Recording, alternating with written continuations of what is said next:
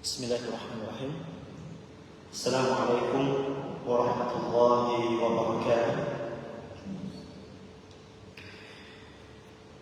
Innal hamdalillah nahmaduhu wa nasta'inuhu wa nastaghfiruh wa na'udzu billahi min shururi anfusina wa sayyiati a'malina. May yahdihillahu fala mudilla lahu wa may yudlil fala hadiya lahu. Asyhadu an la ilaha illallah wahdahu la syarika lah wa asyhadu anna Muhammadan 'abduhu wa rasuluhu la nabiyya wa rasula ba'da. Allahumma shalli wa sallim wa barik ala nabiyyina Muhammadin wa ala alihi wa sahbihi ajma'in. Allahumma 'allimna ma yanfa'una wanfa'na bima 'allamtana wa zidna 'ilma. Allahumma faqihna fid din wa 'allimna ta'wil. Allahumma ati nufusana taqwaha wa zakkiha anta khairu man zakkaha anta waliyuha wa maulaha. Allahumma inna na'udzu bika min 'ilmin la yanfa' wa min qalbin la yakhsha' wa min nafsin la tashba' wa min da'watin la yustajab laha. Ikhwan fid din, a'azzakumullah. Alhamdulillah, kita bersyukur kepada Allah Subhanahu wa taala atas segala limpahan nikmat yang Allah Subhanahu wa taala berikan kepada kita, sehingga kita bisa duduk berhadir di majelis ilmu ini yang sebelumnya kita terlebih dahulu melaksanakan salat maghrib secara berjamaah. Dan ini diantara nikmat yang besar yang Allah berikan kepada kita. Kita bisa beribadah, kita bisa duduk di majelis ilmu, bertafaqquh, memahami agama ini. Dan ini sebagaimana yang disabdakan oleh Nabi sallallahu alaihi wasallam, dan semoga kita termasuk orang-orang yang disabdakan oleh Nabi sallallahu alaihi wasallam, man yuridillahu bihi khairan yufaqihu fid din. Barang siapa yang Allah Subhanahu wa taala inginkan kebaikan padanya, maka Allah akan pahamkan dia agama ini.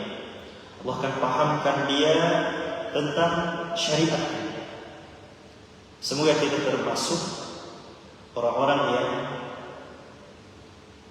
diinginkan oleh Allah Subhanahu wa taala kebaikan dengan kita memahami, dengan kita belajar terkait agama kita. Salawat serta salam senantiasa tercurah kepada baginda Nabi besar Muhammad sallallahu alaihi wasallam, dan semoga salawat serta salam pula senantiasa tercurah kepada keluarganya, kepada para sahabatnya, dan orang-orang yang setia mengikuti petunjuknya hingga hari kiamat kelak. Ikhwani fi din, a'azzakumullah. Alhamdulillah, pada malam hari ini kita bisa melanjutkan kembali kajian kita tentang dosa-dosa besar.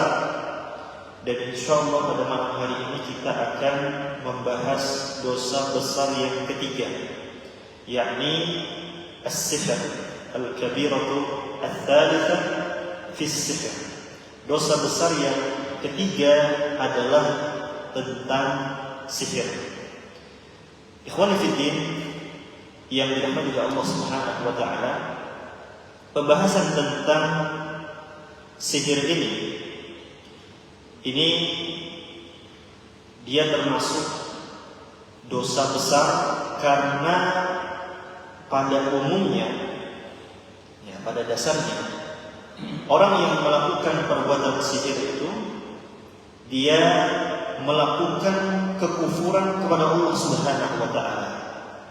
Dia telah melakukan kekufuran kepada Allah Subhanahu wa taala dengan dia meminta kepada syaitan, ya, meminta bantuan kepada syaitan, mempersembahkan ibadahnya kepada syaitan, dia mendekatkan dirinya kepada syaitan, dan tentunya perkara-perkara yang mereka lakukan atau ritual-ritual yang mereka lakukan itu bertentangan dengan tauhid. Sebagaimana tauhid ini adalah memurnikan ibadah hanya kepada Allah Subhanahu wa taala, sedangkan kesyirikan, sedangkan sihir di dalamnya atau praktek-praktek yang ada di dalamnya itu mengandung kesyirikan kepada Allah Subhanahu wa taala. Makanya sihir ini dia juga termasuk di antara dosa besar, bahkan pelakunya itu bisa dihukumi kafir. Kalau kita melihat di dalam kitab para ulama seperti yang disebutkan oleh Syekh Muhammad bin Abdul Wahhab rahimahullah taala, beliau menyusun sebuah buku tentang nawaqidul Islam, tentang pembatal-pembatal keislaman, tentang perkara-perkara yang apabila dilakukan maka pelakunya bisa keluar dari agama Islam. Artinya keislamannya bisa menjadi batal. Disebutkan salah satu di antara pembatal-pembatal tersebut termasuk juga adalah sihir, ya, praktek sihir. Nah, kita akan lihat konfidin yang dirahmati Allah Subhanahu wa taala. Al-Musannif Al-Imam Al-Dhahabi rahimahullah taala. Di sini beliau menyebutkan beberapa ayat dan hadis Nabi sallallahu alaihi wasallam yang terkait dengan praktek sihir. Sihir di sini beliau menyebutkan ayat tentang bahwa sihir itu termasuk dosa besar. Beliau sebutkan ayat surah Al-Baqarah ayat 102. Kata Allah Subhanahu wa taala, "Walakinna asy-syayatin kafaru yu'allimuna an-nasa as-sihra." Kata Allah Subhanahu wa taala, akan tetapi syaitan-syaitan itulah yang kafir.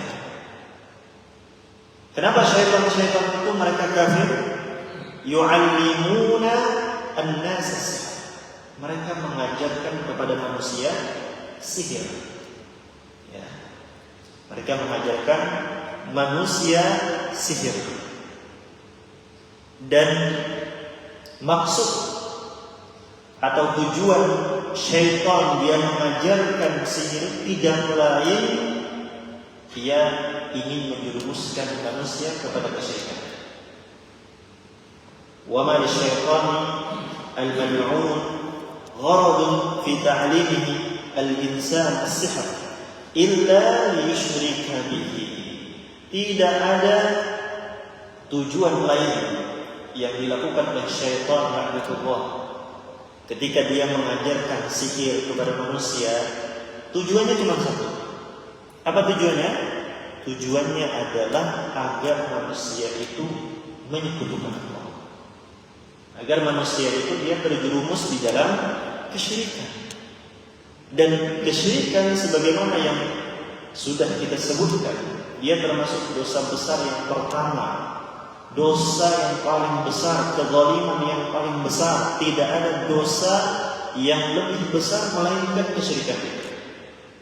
Maka syaitan dia senantiasa berusaha menggoda manusia agar terjerumus di dalam dosa yang paling besar, yakni kesyirikan. Nah, ini tujuan syaitan mengajarkan sihir kepada manusia, agar manusia itu terjerumus kepada kesyirikan. Karenanya Allah Subhanahu wa taala menjelaskan tentang Harut wa Marut, tentang Harut dan Marut, ya, yang Allah Subhanahu wa taala utus. Kata Allah Subhanahu wa taala, "Wa ma yu'allimani min ahadin hatta yaqula innama nahnu fitnatun fala takfur." Kata Allah Subhanahu wa taala, keduanya itu, yakni Harut dan Marut, ma yu'allimani min ahadin hatta yaqula innama nahnu fitnah. tidaklah mereka itu mengajarkan kepada seseorang pun sebelum dia mengatakan innama nahnu fitnah, sesungguhnya kami ini adalah fitnah. Sesungguhnya kami ini, ya, Harut dan Marut, mereka itu adalah cobaan, mereka itu adalah ujian yang Allah Subhanahu wa taala turunkan kepada manusia. Sehingga dia mengatakan fala takfur, janganlah engkau kufur. Artinya janganlah kalian melakukan praktek sihir sehingga dengan praktek sihir tersebut menjadikan kalian keluar dari agama Islam, sehingga kalian menjadi orang-orang yang merugi. Walaqad 'alimu lam ishtarahu ma lahu fil akhirati min khalaq. Di akhir ayat disebutkan tidak ada bagian bagi dia di akhirat. Dia akan termasuk orang-orang yang merugi kelak di akhir. Disebabkan apa? Disebabkan praktek sihir yang mereka lakukan. Ini jelas ya.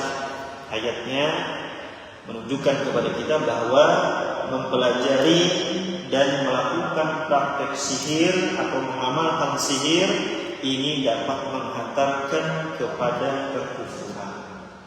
Bahkan dijelaskan oleh Syekh Muhammad bin Shalih Al-Utsaimin rahimahullahu taala, kata beliau, fa idza kana as-sahir yatawassalu ila sihrihi bil arwah asy-syaitaniyyah. Ketika penyihir, orang yang melakukan praktik sihir, dia sampai pada tahapan sihirnya itu ada kontrak dengan syaitan, ada kerjasama. Kerjasama yang dilakukan dengan syaitan tersebut di sini disebutkan dia taqarrabu ilaihi, dengan mendekatkan diri kepada syaitan. Jadi orang kalau hendak melakukan praktek sihir, yang dia lakukan adalah dia bertaqarrub kepada syaitan. Dia bertaqarrub kepada jin, mendekatkan dirinya kepada jin. Kemudian wa yata'abbadulah, dan dia beribadah kepada syaitan. Ini kontrak yang dilakukan, syarat agar bisa menyihir, karena ini ada kerjasama dengan syaitan. Setelah kita memenuhi apa yang diinginkan oleh syaitan, entah itu dengan disuruhnya menyembelih untuknya, ya, atau dia bisa saja menyuruh kita untuk menghina syiar-syiar, menghina syariat. Misalnya disuruhnya menaruh mushaf Al-Quran di selokan misalnya, dengan bisikan-bisikan tersebut, hatta tuti'an, sampai syaitan itu dia mentaati apa yang dia minta. Ketika sudah terpenuhi keinginan-keinginan syaitan dari kalangan jin agar dia mau membantu kita bertaqarrub kepadanya, beribadah kepadanya, menyerahkan ibadah kepadanya, ya. Artinya beribadah kepada Allah sampai dia memenuhi keinginan orang tersebut. Maka dijelaskan oleh Syekh Muhammad bin Shalih Al-Utsaimin rahimahullahu taala, fa hadza kufrun la syakka fihi. Maka perbuatan ini adalah perbuatan kafir atau perbuatan kufur yang tidak ada keraguan di dalamnya. Ya, kalau sihir tersebut sampai pada tahap adanya kerjasama dengan syaitan, sampai beribadah kepada syaitan, sampai mendekatkan diri kepada syaitan, maka ini menjerumuskan dia kepada kekufuran, ya, akan menjerumuskan dia kepada kekufuran. Adapun orang yang tidak sampai pada tahap itu, dijelaskan oleh beliau, maka perkara ini adalah perkara yang diharamkan dan dia termasuk dosa besar. Dia tidak sampai kufur, tapi dia terjerumus pada dosa besar. Ya, tetap perkara itu adalah perkara yang diharamkan. Dan hakikat daripada sihir itu, beliau jelaskan, as-sihru huwa ibaratun an aqdin wa qira'atin wa nabathatin yatawassalu biha as-sahiru ila al-idrari bil masbuk. Beliau sebutkan hakikat daripada sihir. Sihir itu kata beliau ikatan-ikatan. Ya, ikatan-ikatan wa qira'at, bacaan-bacaan. Jadi di dalam praktek sihir itu ada ikatan-ikatan, ya, ada sampul-sampul, kemudian ada bacaan-bacaan. Kemudian setelah bacaan-bacaan tersebut wan nafasat, adanya tiupan. Setelah membaca jampi-jampi kemudian ditiupkan. Nah, ini praktek sihir, ya, yang dilakukan oleh tukang sihir untuk memudaratkan orang yang disihir. Jadi tujuannya tadi itu apa? Tujuannya untuk memudaratkan orang yang hendak dia sihir. Dan perlu kita pahami ikhwan fillah yang dirahmati Allah Subhanahu wa taala. Tipu daya sihir itu adalah tipu daya yang lemah. Ya, tipu daya yang lemah. Orang yang meminta perlindungan kepada Allah Subhanahu wa taala maka dia akan dilindungi oleh Allah dari sihir. Ya, dari bahaya sihir. Kalau dia meminta perlindungan kepada Allah. Kalau dia meminta perlindungan. Kalau dia tidak meminta perlindungan, maka sihir tersebut tidak akan mengenai seseorang kecuali atas izin dari Allah Subhanahu wa taala. Makanya di ayat 102 di surah Al-Baqarah tadi disebutkan, ya, Allah Subhanahu wa taala berfirman, "Wa ma hum bidarrina bihi min ahadin illa bi'idznillah." Dan tidaklah mereka itu bisa memudaratkan seorang pun. Dia tidak bisa memudaratkan seorang pun illa bi'idznillah, kecuali atas izin dari Allah Subhanahu wa taala. Ya, kecuali atas izin dari Allah Subhanahu wa taala. Artinya semua yang terjadi itu semuanya atas izin Allah. Apabila kita sudah meminta perlindungan kepada Allah, kemudian pada Allah kita terkena sihir, kita sudah berdoa minta perlindungan, tapi sudah masih aja kena sihir, maka ketahuilah ketika sihir tersebut, ya, menimpa Anda, menimpa seseorang, maka sihir tersebut dia akan menjadi sebagai ujian bagi seorang hamba. Maka disinilah dia diuji oleh Allah Subhanahu wa taala agar dia kembali kepada Allah, dia bertaubat kepada Allah Subhanahu wa taala, senantiasa ingat kepada Allah Subhanahu wa taala.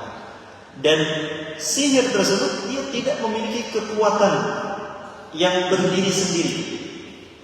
Ya, sihir itu tidak memiliki kekuatan untuk berdiri sendiri, tidak ada. Ya, dia tidak bisa berdiri sendiri.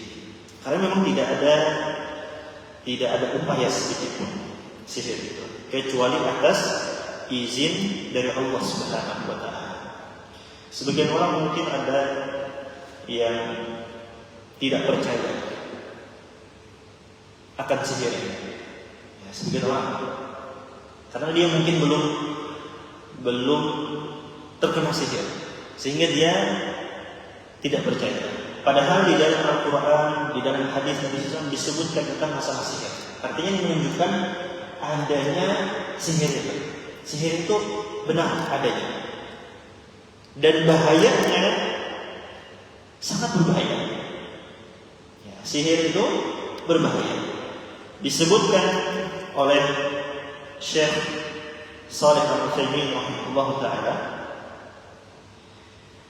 Syekh Muhammad bin Shalih Al-Utsaimin rahimahullah taala, beliau menyebutkan di antara bahaya atau dampak buruk daripada sihir, faminhu ma yaqtulu.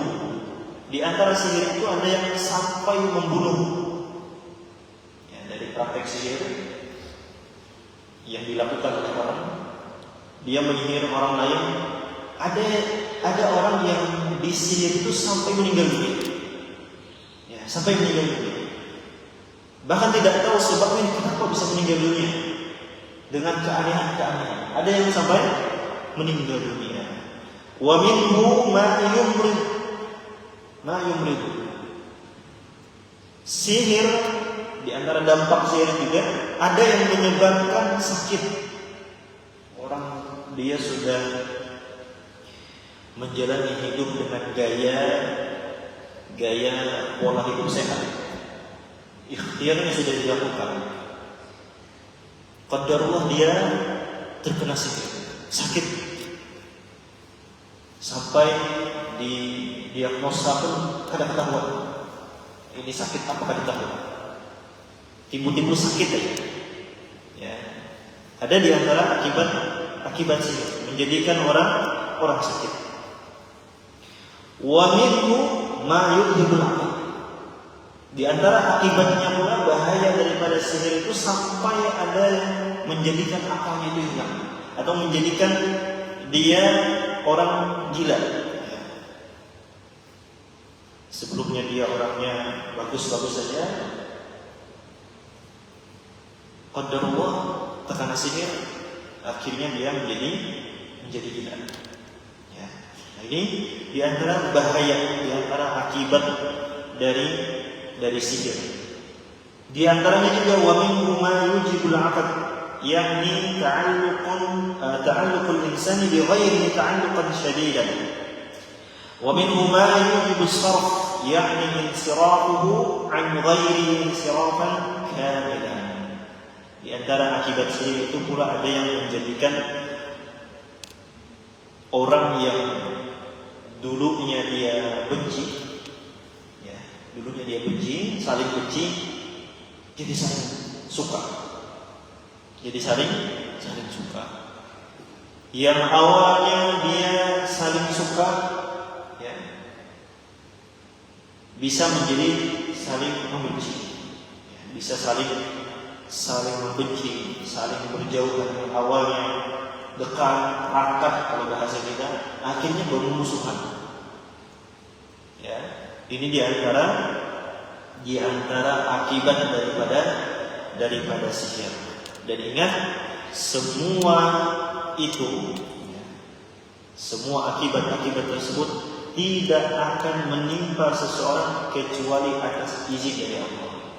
Oleh karena itu, hendaknya kita manusia yang Allah Subhanahu wa taala ciptakan tanpa memiliki kekuatan, hendaknya terus meminta pertolongan kepada Allah, meminta perlindungan kepada Allah Subhanahu wa taala agar Allah lindungi kita dari dampak sihir, agar kita dihilangi dari akibat daripada sihir itu.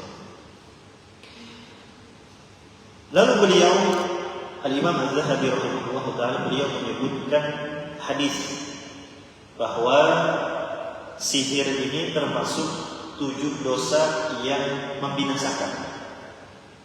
Dan ini hadisnya juga pernah kita bacakan di pertemuan sebelumnya. Qala Nabi sallallahu alaihi wasallam, "Ijtanibu as-sab'a al-mubiqat." Jauhilah 7 perkara yang membinasakan. Wal mubiqat al-muhlikat. Yang dimaksud dengan mubiqat di sini perkara yang bisa membinasakan. Ya, membinasakan di dunia dan bisa membinasakan di akhirat. Agamanya rusak, dunianya rusak, akhiratnya dia termasuk orang yang merugi. 7 perkara. Dan termasuk di sini adalah sihir. Wa dzakara minha as-sihr. Disebutkan di dalamnya salah satunya adalah sihir. 7 perkara yang bisa membinasakan manusia, yakni adalah sihir. Ya, bisa menghancurkan agamanya. Gara-gara sihir akhirnya agamanya hancur, keimanannya hancur. Kemudian dunianya hancur, hubungan dengan orang lain jadi rusak. Banyak akibat-akibat yang didapatkan dari praktek sihir. Kemudian di akhirat termasuk orang yang merugi. Ya, di akhirat menjadi orang yang merugi. Apa hukuman tukang sihir? Orang yang melakukan praktek sihir itu dia dihukum seperti apa? Kalau zina, ya, kalau zina kan, kalau dia orang yang sudah pernah menikah kemudian dia berzina, hukumannya itu dirajam. Kalau dia orang yang belum pernah menikah kemudian dia berzina, maka dia dicambuk 100 kali. Nah, orang yang melakukan praktek sihir hukumannya apa? Wajaha 'an Nabi sallallahu alaihi wasallam wa sahihu annahu min qawli Jundub annahu qala haddus sahir darbuhu bis-sayf. Dan ini terdapat sebuah perkataan, bukan perkataan dari Nabi, tapi ini adalah perkataan sahabat Jundub, sahabat Jundub yang berkata, annahu qala, bahwasanya dia mengatakan haddus sahir, hukuman bagi orang yang melakukan sihir, darbuhu bis-sayf, dia dipukul dengan pedang. Maksud dipukul dengan pedang di sini, lehernya dipukul dengan pedang, dibunuh. Ya, hukumannya adalah dibunuh. Begitu pula dalam riwayat yang lain disebutkan wa'an Bajalah bin Abdah annahu qala, dari Bajalah bin Abdah bahwasanya dia berkata, atana kitab Umar, telah datang kepada kami surat dari Umar bin Khattab. Qabla mautihi bisanatin, yang surat ini dia datang 1 tahun sebelum beliau meninggal. Ya, ditulis suratnya, dikirim 1 tahun sebelum Umar meninggal dunia. Apa isinya? Isinya adalah aniqtulu kulla sahirin wa sahiratin, bunuhlah tukang sihir baik laki-laki ataupun perempuan. Ya, tukang sihir laki-laki ataupun perempuan, maka hukumannya adalah dibunuh. Dan Syekh Muhammad bin Shalih Al-Utsaimin rahimahullah, beliau menyebutkan tentang menjelaskan tentang hukuman tukang sihir. Kata beliau, wa yajibu ala wali al-amri an yaqtula as-sahir qatlan biduni taubatin, bima'na ay yaqtulahu qatlan wa in taba li annahu in taba fa amruhu ila Allah azza wa jalla, lakinnana naqtuluhu daran li madaratihi wa mafsadatihi. Kata beliau, wajib bagi wali ulama untuk membunuh tukang sihir. Ya. Untuk membunuh tukang sihir. Mau tukang sihirnya itu hendak bertaubatkah ataupun tidak bertaubat, maka dia tetap dibunuh. Tujuannya apa? Tujuannya adalah untuk menghindari mudarat dan mafsadah, untuk menghindari mudarat dan kerusakan. Karena tukang sihir ini dia akan memunculkan kehancuran, ya. Bisa menghancurkan agama, bisa menghancurkan masyarakat. Dan tujuan syariat di antaranya adalah menjaga agama dan menjaga masyarakat dari perkara-perkara yang bisa merusak, ya, dari perkara-perkara yang bisa mendatangkan mudarat.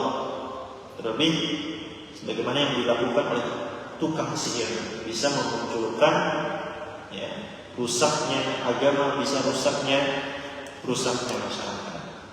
Sehingga hukumannya itu adalah dibunuh. Ya, di Saudi itu kalau ada tukang sihir, maka tukang sihir itu akan dibunuh. Ya, ini hukuman bagi tukang sihir. Nah, termasuk dalam perkara ini pula adanya larangan untuk mendatangi dukun, mendatangi tukang sihir.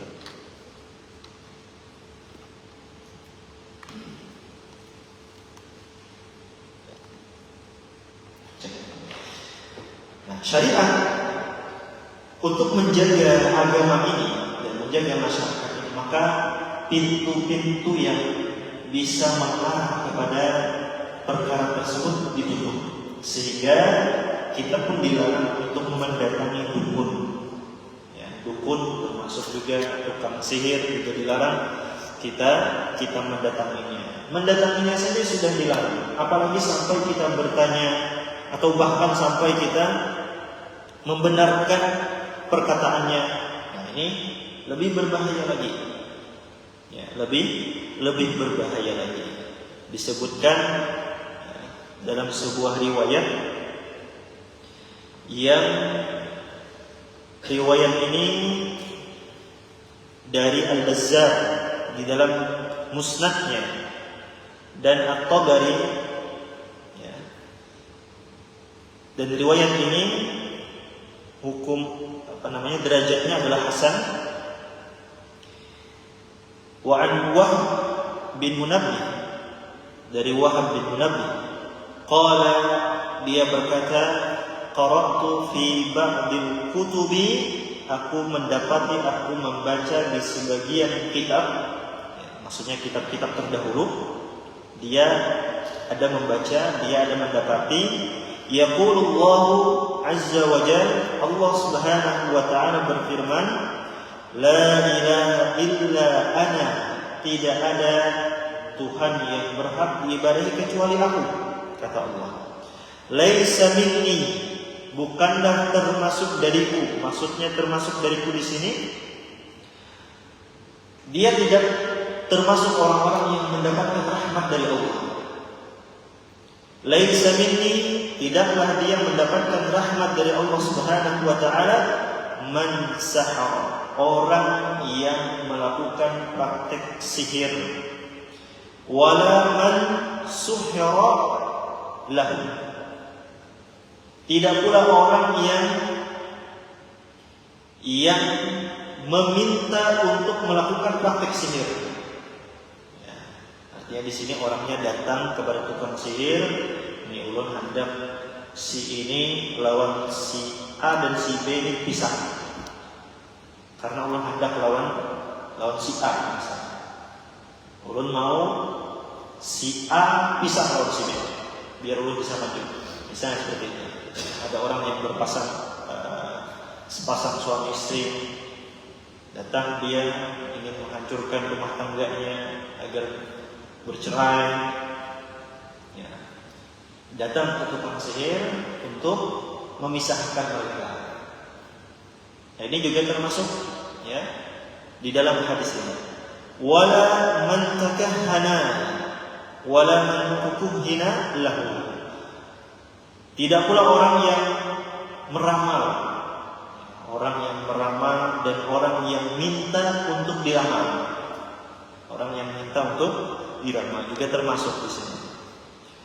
Wala man tatayyara wala man tutayyara lahu, tidak pula orang yang melakukan tatayyur. Tatayyur itu orang yang beranggapan sial. Ya, orang yang beranggapan sial. Kada jadi safar ke Banjar. Karena apa? Mungkin melihat burung belipis terbang ke kiri misalnya. Akhirnya batal, ini tanda sial. Ada jadi kita ke Banjar. Nah, ini tatayyur. Wala man tutayyara lahu, dan tidak pula orang yang dia minta diramalkan kesialannya. Kira-kira ulun hari ini beruntungkah, sialkah, kesialan apa yang akan ulun dapatkan? Dia takut untuk orang. Nah, ini juga orang yang tidak akan mendapatkan rahmat dari Allah Subhanahu wa ta'ala. Dan ini, riwayat ini juga seperti hanya yang diucapkan oleh Nabi. Qala Rasulullah SAW, laisa minna, bukanlah termasuk dari kami. Artinya bukanlah termasuk dari umat Nabi SAW, man tatayyara aw tutayyara lahu, orang yang beranggapan sial dan orang yang dia meminta untuk diramal kesialannya, ya. Au takahhana au tukuhhina lahu, orang yang dia meramal dan orang yang minta diramal, ya, orang yang minta diramal dan orang yang dia meramal juga termasuk di sini, bukan termasuk dari umat Nabi sallallahu alaihi wasallam.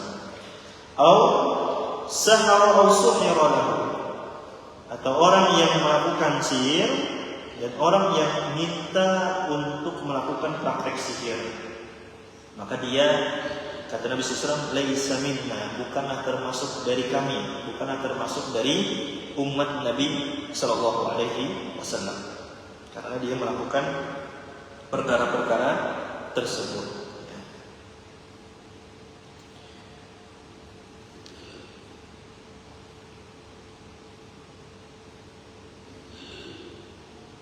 Bahkan sampai membenarkan, ini juga dilarang, ya, sampai kita mendatanginya kada boleh, tidak diperbolehkan, dan begitu pula membenarkannya juga tidak diperbolehkan.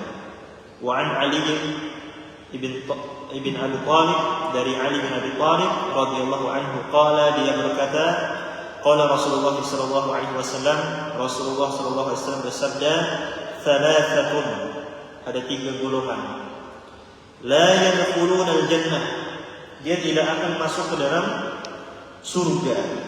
Siapakah mereka? Mudminu khamrin, pecandu khamar, ya, orang yang pecandu khamar, minum-minuman mabuk-mabukan. Wa qati'u rahim, orang yang memutus silaturahim, orang yang memiliki hubungan kekerabatan kemudian diputuskan, dihancurkan hubungannya, ya, dia putuskan, tidak mau sapa-sapaan, ya, membenci satu dengan yang lainnya terhadap karib kerabatnya. Wa musaddiqun bis-sihr, dan orang yang percaya dengan sihir.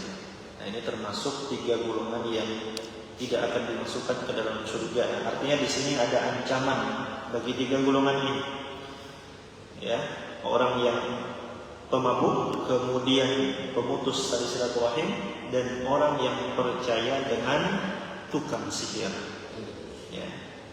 Apa yang diucapkan oleh tukang sihir, apa yang diucapkan oleh tukang ramal, itu semuanya adalah kebohongan. Kenapa? Karena perkara gaib itu adalah perkara yang tidak seorang pun mengetahui kecuali Allah Subhanahu wa taala. Hanya Allah yang mengetahui perkara gaib. Kata Allah Subhanahu wa taala, "Qul la ya'lamu man fis samawati wal ardi al-ghaib illallah." Katakanlah, tidak ada seorang pun di langit ataupun di bumi, ya, yang mengetahui perkara yang gaib kecuali hanya Allah Subhanahu wa taala, ya. Termasuk sihir ini, praktek sihir ini dia juga termasuk di antara bentuk kesyirikan, ya, di antara bentuk kesyirikan. Sebagaimana dalam sebuah hadis yang sahih dari Ibnu Mas'ud radhiyallahu taala anhu, dia berkata, ar-ruqa wat-tama'im wat-tiwalah syirkun. Kata beliau, ar-ruqa, ruqa itu artinya adalah ruqyah, ya, ruqyah. Kemudian wat-tama'im, jimat. Wat-tiwalah, tiwalah itu seperti pelet, ya, tiwalah itu pelet. Ini di antara bentuk sihir juga. Kata Nabi SAW, syirkun, dia adalah kesyirikan. Ar-ruqa, ruqyah, ruqyah itu termasuk kesyirikan. Ruqyah yang seperti apa? Ruqyah yang di dalamnya itu terdapat kesyirikan, ya. Ruqyah yang di dalamnya terdapat kesyirikan. Orang yang dia artinya ruqyah yang tidak ada tuntunannya dalam syariat. Kalau dijelaskan oleh Syekh Ibn Baz rahimahullah taala, dia menyebutkan ar-ruqa al-majhulah allati laysat 'ala tariqati asy-syar'iyyah. Ruqyah yang tidak jelas, yang itu tidak ada tata caranya di dalam syariat. Syariat tidak menjelaskan tentang tata cara itu. Orang ruqyah misalkan dengan membaca surah Al-Fatihah, ada dasarnya, ada dalilnya. Orang ruqyah dengan membaca ayat kursi, ruqyah itu jampi-jampi ya, orang membaca ayat kursi. Ada tuntunannya, ada tuntunannya. Ruqyah membaca misalnya jampi-jampi yang tidak jelas, yang maknanya tidak jelas, bahkan maknanya meminta pertolongan kepada jin, meminta pertolongan kepada syaitan, meminta pertolongan kepada orang yang telah meninggal, meminta pertolongan kepada malaikat. Maka ini adalah ruqyah yang tidak syar'i ya. Ada ruqyah al-mamnu'ah dan ada atau ruqyah syirkiyah dan ada ruqyah al-masyru'ah. Ada ruqyah yang disyariatkan dan ada ruqyah yang tidak disyariatkan, yang terlarang. Ya, yang disyariatkan itu yang memang ada tuntunannya dari Nabi Sallallahu Alaihi Wasallam. Kayak baca Al-Fatihah tadi ya, kemudian baca ayat kursi, membaca Al-Ikhlas, membaca Al-Falaq, membaca An-Nas, ya. Dan ayat-ayat yang di sana terdapat tuntunan dari Nabi SAW atau doa-doa yang Nabi SAW ajarkan. Nah, itu bisa dipraktekkan. Ya. Nabi bacakan, kemudian terkadang Nabi menggunakan media. Bisa itu dengan tanah, kadang bisa dengan air. Nabi bacakan, kemudian Nabi tiupkan di air, beliau tiupkan misalkan di tanah, kemudian beliau gosokkan ke bagian-bagian yang sakit. Nah, ini ruqyah. Ya, ruqyah ini diperbolehkan. Tapi ruqyah yang di dalamnya terdapat kesyirikan, maka ini yang tidak boleh. La ba'sa birruqa, kata Nabi, tidak mengapa melakukan ruqyah ma lam takun syirkan, selama di dalamnya itu tidak ada kesyirikan. Ya, selama tidak ada kesyirikan. Wat tamaim, tamaim itu artinya jamak dari tamimah. Tamimah itu artinya jimat. Jimat itu kalau orang Jawa nyebutnya barang siji sing dirumat. Iya, Pak. Barang siji sing dirumat. Satu barang yang dirawat. Ya, barang yang diputuskan. Barang yang dia itu dianggap bisa memberikan manfaat, bisa menghindari dari mara bahaya. Nah, ini keyakinan-keyakinan yang keliru tentunya. Jadi ini termasuk di antara kesyirikan. Ya, tamimah. Kadang bisa bentuknya gelang, terkadang bisa bentuknya itu benang, ya, diikatkan di kaki, diikatkan di tangan, diikatkan di hewan. Kadang bisa dia bentuknya itu kertas, isinya itu bertuliskan ya, simbol-simbol macam-macam, dengan meyakini bahwa ini memiliki kekuatan, ini bisa menghindarkan dari mudarat, ini bisa mendatangkan manfaat. Padahal yang bisa mendatangkan manfaat dan mudarat itu hanyalah Allah. Ya, nah, ini jimat termasuk kesyirikan. Watiwalah dan tiwalah. Tiwalah itu artinya pelet. Watiwalah as-sarfu wal 'aqab wa huwa as-sihr. Tiwalah itu adalah sarf, sarf itu memalingkan. Wal 'aqab, 'aqab itu artinya menjadikan orang semakin suka. Ya, pelet. Yang awalnya orang saling benci, akhirnya saling suka. Yang awalnya orangnya itu saling suka, akhirnya jadi benci dengan pelet. namanya adalah tiwalah. Dan Nabi SAW beliau menyebutkan wahwa sihir. Biasanya para ulama tiwalah itu termasuk dari sihir. Fabayyana Rasul sallallahu alaihi wasallam annaha minasyirik. Nabi SAW menjelaskan di hadis tadi bahwa semua itu tadi itu termasuk bentuk kesyirikan. Ya, termasuk sihir, dia termasuk juga kesyirikan. Makanya para ulama menghukumi orang yang melakukan perbuatan sihir itu sama orang yang melakukan syirik. Ia kalau meninggal dunia dalam melakukan sihir, maka dia kekal di dalam neraka. Wal'iyadu billah. Nah, mungkin ini yang dapat Allah sampaikan pada malam hari ini ya, tentang sihir, bahwa sihir ini termasuk di antara dosa besar. Dan terakhir, di antara cara yang bisa kita lakukan agar diri kita terhindar dari sihir, ya, yang pertama adalah tentunya dengan berdoa kepada Allah Subhanahu wa taala. Kemudian yang kedua, menjaga tauhid kita. Orang kalau semakin kuat tauhidnya kepada Allah, maka dia akan berusaha untuk menghindari perkara-perkara tersebut. Allah akan jaga dia. Kemudian dia bertawakal kepada Allah Subhanahu wa taala, membaca zikir secara khusus, zikir pagi dan petang. Zikir pagi petang ini manfaatnya luar biasa. Termasuk juga di sana ada surah ayat kursi, membaca surah Al-Ikhlas, Al-Falaq, An-Nas. Dan di antaranya juga adalah dengan menjauhi dukun, menjauhi tukang ramal, tukang sihir, ya, dan jangan mempercayai. Termasuk dalam perkara ini sepertinya tontonan-tontonan, ya, yang di dalam tontonan tersebut terdapat sihir.